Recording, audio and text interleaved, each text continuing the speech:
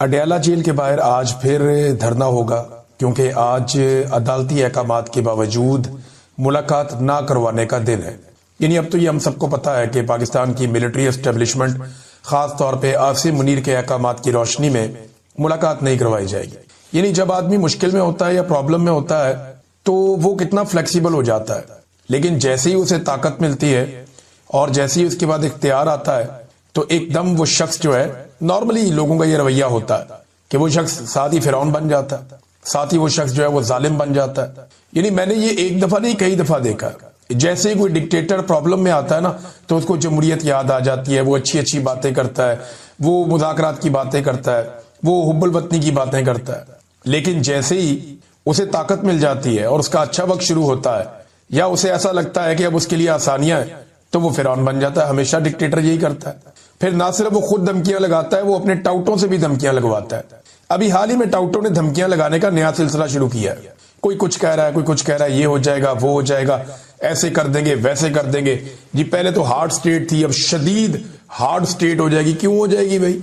Hard state करके आपने कौम का क्या बिगाड़ लिया है? या आपने कौन से झंडे गाड़ लिए? हार्ड स्टेट करके जो अब आप शदीद हार्ड स्टेट करके आप झंडे गाड़ लेंगे। यानी हार्ड स्टेट ने जो किया वो हमने देखा, हमें याद रहेगा सारी जिंदगी।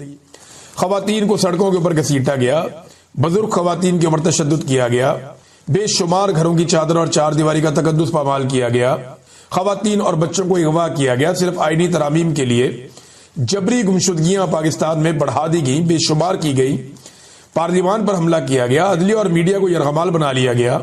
और आज एक टिक्कर भी मीडिया अपनी मर्जी से अपने टीवी चैनल पे नहीं चला सकता, अखबारात अपनी मर्जी से खबर नहीं लिख सकते।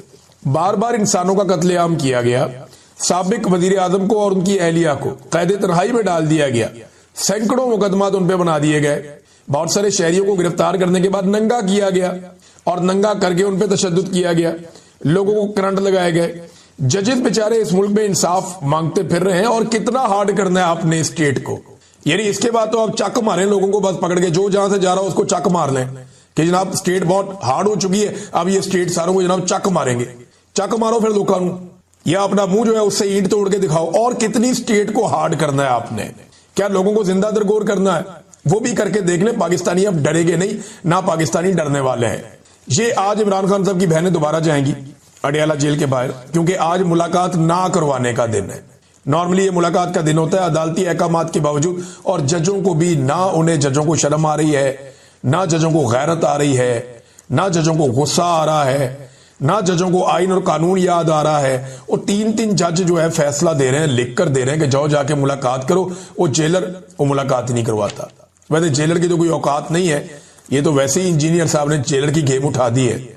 औकात तो उस फौजी की है जिसको ऊपर से अहकामात मिलते हैं और वो नहीं मिलने देता। फौजी कर्नल इमरान खान साहब बताते हैं ना कि वो मुलाकात नहीं करने दे रहा। तो अडयाला जेल के बाहर आज फिर धरना होगा।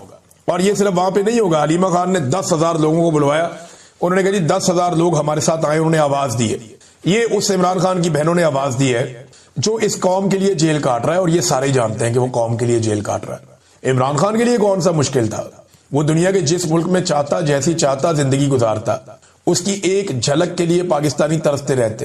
पूरी दुनिया में उसका बहुत बड़ा फैन क्लब है। वो सिर्फ क्रिकेट में कमेंट्रीज करता तो दुनिया की सबसे बड़ी सेलिब्रिटी बन के रहता, लेकिन उसने मुश्किल रास्ता चुना। वो अपने लोगों के लिए जेल में चला गया और जेल में जाने के बाद वो तकालीफ बर्दाश्त कर रहा है। आज वो शख्स जो कौम के लिए मार खा रहा है, उसकी बहनों ने कौम को आवाज दी है कि 10,000 बंदे आओ। ये तो उन्होंने मिसाल के तौर पे कहा, लेकिन उन्होंने कहा बड़ी तादाद में बंदे। अब देखना यह है कि आज के दिन में इतनी बड़ी तादाद में बंदे वो पहुंचते हैं, नहीं पहुंचते, क्या होता है। लेकिन अहकामात तो जारी किए गए हैं पार्टी की जानिब से भी कि लब्बैक कहा जाए। अब सिर्फ पाकिस्तान में नहीं, दुनिया भर के अंदर ये एहतजाज हो रहे हैं। बरतानिया में एक मरतबा फिर यहाँ पे बर्फबारी हो रही है। पिछले 2 दिन से मैं ये विटनेस कर रहा हूं कि रोजाना बर्फबारी होती है बरतानिया के मुख्तलिफ शहरों में। वहां पे लंदन में चाहिए, मैनचेस्टर में, बर्मिंघम में, हर तरफ बर्फबारी का मौसम है, ब्रेडफोर्ड में। तो ये एक मरतबा फिर जो बरतानिया में पाकिस्तानी शहरी हैं वो कॉन्सुलेट्स के बाहर और जो एम्बेसी है उसके बाहर धरना देकर बैठेंगे और इमरान खान साहब की बहनों के साथ, इमरान खान के साथ इजहार यकजहती करेंगे। उसके अलावा ये एक प्रोग्राम डरबन में भी हुआ, साउथ अफ्रीका में। उसमें ओवरसीज पाकिस्तानियों ने बड़ी तादाद में शिरकत की और वो भी अब स्ट्रीट मूवमेंट चला रहे हैं कि ओवरसीज पाकिस्तानी भी स्ट्रीट मूवमेंट के अंदर हिस्सा लेंगे। जबकि फ्रैंकफर्ट में, ये जर्मनी का शहर है, मैं यहाँ पे गया भी था, हमने यहाँ पे एक प्रोग्राम भी किया था, बड़े एनर्जेटिक लोग हैं। तो वहां पे जो पाकिस्तानी शहरी हैं वो भी इकट्ठे होके जर्मनी में जो पाकिस्तान की कॉन्सुलेट है उसके बाहर फ्रैंकफर्ट में एहतजाज करने के लिए जा रहे हैं। तो ये जनाब आज के जो प्लान्ड एहतजाज हैं वो ये है सारे के सारे। अब नाज़रीन, वज़ीर आला खैबर पख्तूनख्वा का जो दौरा होने जा रहा है सिंध का, उसके हवाले से भी कुछ डाटा आ गया है। ये दौरा किस नौयत का है मैं आपको बता देता हूं। ये 9 जनवरी को शुरू होगा, 4 दिन का दौरा है। 9 जनवरी को सुबह 9 बजे वाली फ्लाइट है और इस्लामाबाद से कराची जाएंगे, और ये 9 बजे से 11 बजे 2 घंटे की फ्लाइट होती है।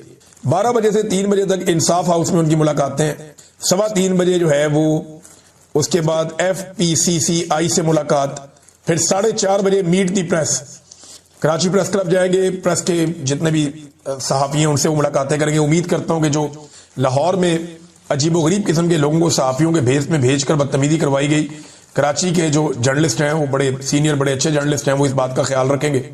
दूसरा 5:45 बजे एक और इवेंट है जिला साउथ स्ट्रीट मूवमेंट का, फिर 7:30 बजे जिला कोरंगी में जाएंगे, वहां पे स्ट्रीट मूवमेंट है। फिर कैदियों से मुलाकात करेंगे रात को, और फिर जिला मलीर के अंदर स्ट्रीट मूवमेंट है। अगले दिन ये काफिला हैदराबाद की तरफ जाएगा और कराची से हैदराबाद तक के लिए एक रैली निकलेगी सुबह 9:30 बजे, और इसमें मुख्तलिफ लोग इस्तकबाल करेंगे।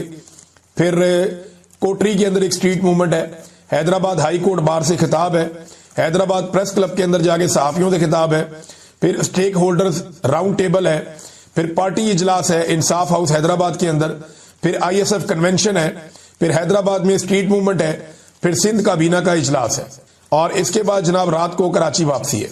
फिर एतवार को कराची में 11 जनवरी को जो प्रोग्राम है सुबह 11 बजे डिस्ट्रिक्ट सेंट्रल की इनकी एक नशिस्त है तमाम अहदेदारों के साथ।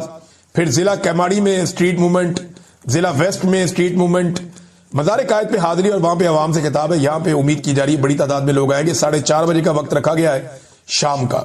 6:30 बजे जो है वो इजलास है दोबारा से, और फिर यूथ विंग स्ट्रीट मोबिलाइजेशन है, फिर जिला ईस्ट मीडिया इंटरेक्शन है, एक और भी मीडिया के साथ इंटरेक्शन है इनकी।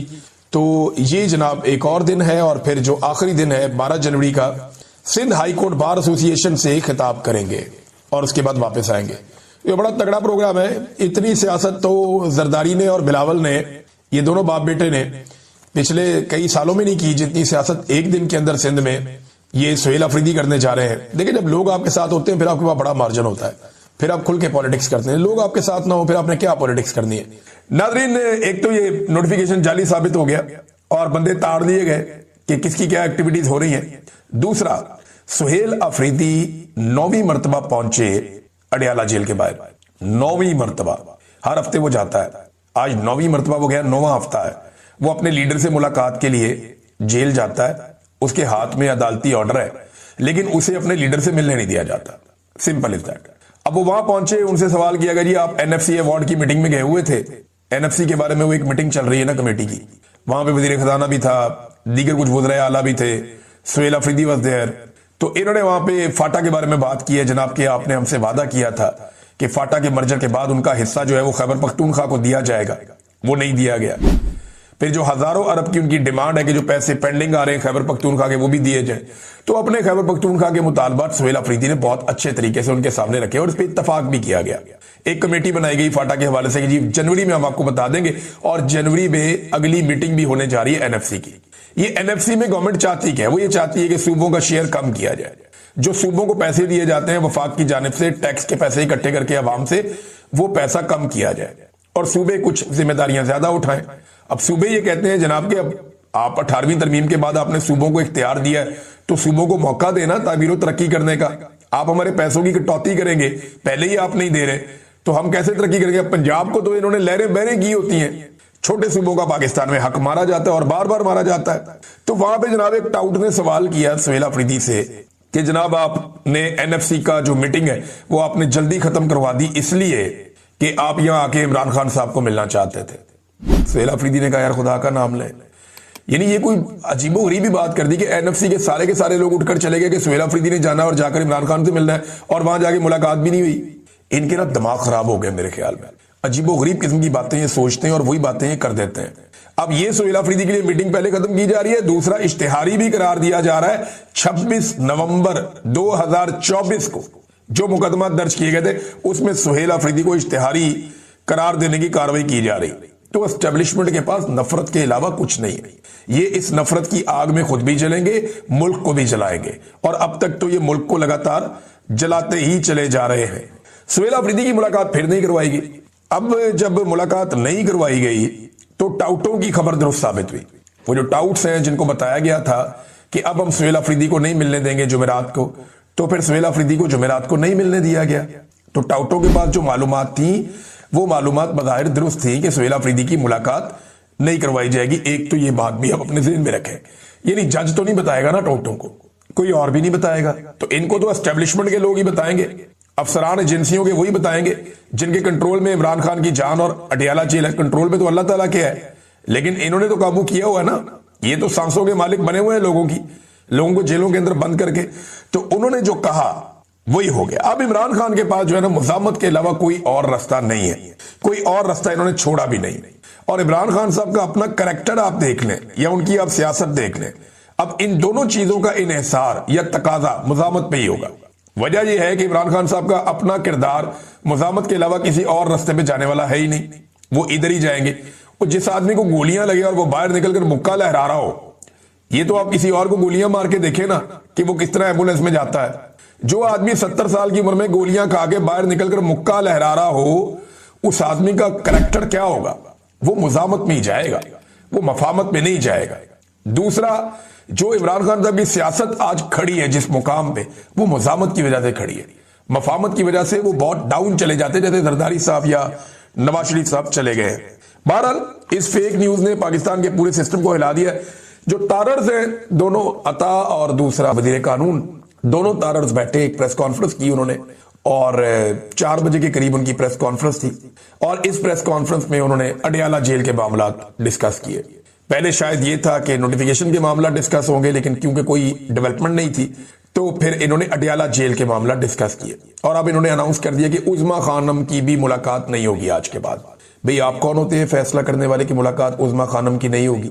वो इमरान खान की बहन है, उसके पास ये आईनी और कानूनी हक है कि वो जाए और जाकर अपने भाई से मुलाकात करे। ये हक अलीमा खानम के पास भी है, नौरीन खानम के पास भी है। तो अगर अगली मर्तबा नौरीन खानम कोई पैगाम लेकर बाहर आ जाती हैं तो आप कहेंगे कि आज के बाद नौरीन खानम की भी मुलाकात नहीं होगी। 20 तारीख को इमरान खान साहब का एक केस लगा हुआ है अदालत में, अडियाला जेल के अंदर। ये पिछले 2 महीने से इसको पेंड किया जा रहा है। पहले 1 तारीख दी गई, फिर दूसरी तारीख दी गई, अब दिसंबर की 20 तारीख दी गई है। तो शकाना 2। अब ये केस जब अदालत में लगेगा तब तो इमरान खान साहब की फैमिली, वकला सारे जाएंगे। अगर एक और डेट ना दे दी गई और नोटिफिकेशन या ऐसी चीजें ना फंस गई तो फिर इमरान खान साहब का ये केस लगेगा, तो इमरान खान साहब का स्टेटमेंट तो फिर बाहर आ जाएगा। तो आप इमरान खान की जुबानबंदी कर नहीं सकते। इमरान खान साहब ने जो कुछ कहना था वो कह दिया, और बहुत सारी चीजें अब रिकॉर्ड का हिस्सा बन चुकी हैं। फैसल वाडा जैसे लोग हो गए या बहुत सारे और टाउट्स हो गए, ये लोग जब बात करते हैं ना तो इससे एक फायदा बहुत हुआ। ये जो छोटी सी लड़ाई हुई ना, एक झड़प हुई मौजूदा हुकूमत में और एस्टेब्लिशमेंट में, बज़ाहिर एक झड़प हुई। इस झड़प के अंदर एक फायदा हुआ कि जो असासे थे ना इनके बैठे हुए मुख्तलिफ जगह पे, वो आइडेंटिफाई हो गए कि इनमें से कौन कौन सा नून लीग के साथ चला जाएगा और कौन कौन सा एस्टेब्लिशमेंट के बूटों के साथ और तस्मों के साथ लटक जाएगा। तो ये बड़ी अच्छी क्लैरिफिकेशन हो गई। फिर ये भी याद रखिएगा कि अगर ये नोटिफिकेशन हो जाता है तो इमरान खान साहब के बाहर आने का कोई इम्कान नहीं।